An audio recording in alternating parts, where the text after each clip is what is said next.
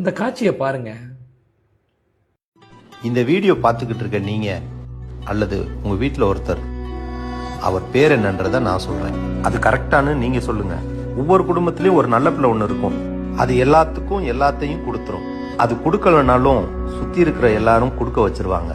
அண்ணன், தம்பி, அக்கா, தங்கச்சி, மாமா, மச்சான் எல்லாருமே நல்லா இருக்கும்னு நினைக்கும். அது எல்லாரும் நல்லா இருக்கணும்னு நினைக்கிற அந்த ஒரு ஜீவன் மட்டும் அப்போதைக்கு நல்லாவே வாழாது.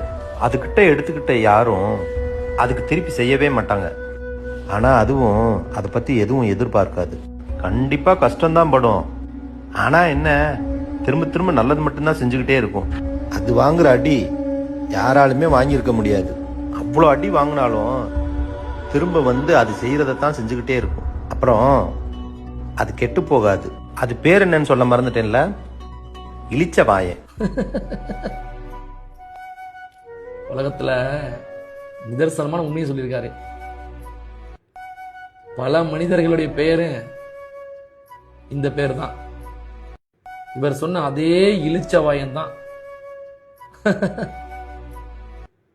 இந்த வாழ்வு என்பது அந்த தெய்வம் தந்தது.